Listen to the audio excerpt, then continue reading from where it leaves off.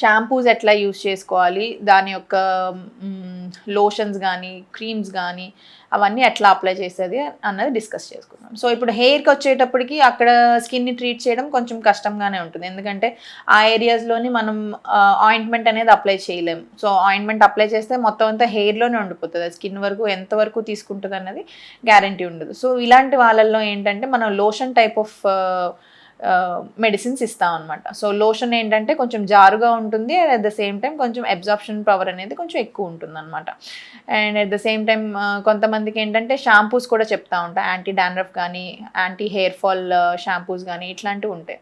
So ఇదేంటంటే జనరల్గా weekly twice మనం రెగ్యులర్గా హెయిర్ వాష్ చేసేలాగే వీక్లీ ట్వైస్.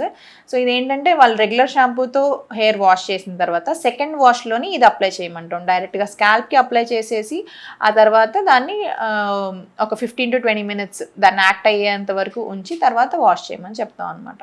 సో దీనివల్ల ఏంటంటే మనకి ఫస్ట్ వాష్లోని పోర్స్ అనేవి ఓపెన్ అప్ అవుతాయి. సో సెకండ్ వాష్లో మనం పెట్టిన మెడిసిన్ అనేది అబ్జార్బ్ అవ్వడానికి ఛాన్సెస్ ఎక్కువ ఉంటాయి అన్నమాట.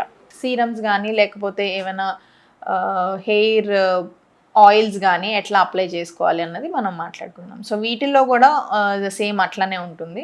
సో ఇదేంటంటే మనం హెయిర్ గ్రోత్ని పెంచే ఆయిల్స్ జనరల్గా మనం ప్రిస్క్రైబ్ చేసేటప్పుడు రూట్స్ దగ్గరే రాయమని చెప్తాం అనమాట. సో ఇదేంటంటే మనం ఏదైతే హెయిర్ బయట చూస్తున్నామో అదంతా డెడ్ హెయిర్, దాని మీద ఓన్లీ ఒక క్యూటికల్ అండ్ కెరటిన్ లేయర్ ఒకటే ఉంటుంది, కానీ అదంతా most of them all of them is not live tissue. So లైవ్గా ఉండేది ఒకే ఒక ఫాలికల్ ఉంటుంది, ఆ ఫాలికల్ కూడా స్కిన్కి లోపల ఉంటుంది అనమాట. సో ఏదైనా మనం హెయిర్స్ ట్రీట్మెంట్ చేసేటప్పుడు సో జనరల్గా మనం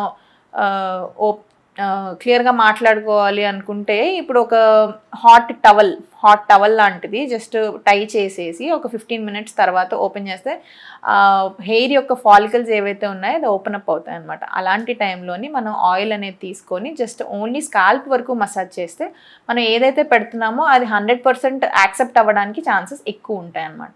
సో జనరల్గా హెయిర్ ఆయిల్ చేసుకునేటప్పుడు మనం చెప్పే ఇదేంటంటే ఒక స్టీమ్ పెట్టడం కానీ లేకపోతే హాట్ టవల్ని చుట్టేసి ఒక 10 minutes తర్వాత పోర్స్ ఓపెన్ అయినాక మనం ఎక్కడైతే రూట్స్ ఉన్నాయో అంటే ఓన్లీ ఈ ఏరియాలోనే స్కిన్కి టచ్ అయ్యేలాగా అప్లై చేసేసి next day morning hair wash చేసుకోమని చెప్తాం అనమాట.